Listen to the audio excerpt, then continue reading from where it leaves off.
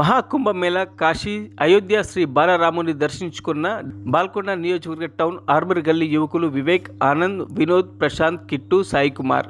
తెలంగాణ సస్యశ్యామలంగా ఉండాలని, అందులో బాల్కొండ నియోజకవర్గ ప్రజలు బాగుండాలని బాల్కొండ మండల్ యూత్ కాంగ్రెస్ ఉపాధ్యక్షులు పెసర వివేక్ విక్కీ కోరడం జరిగింది.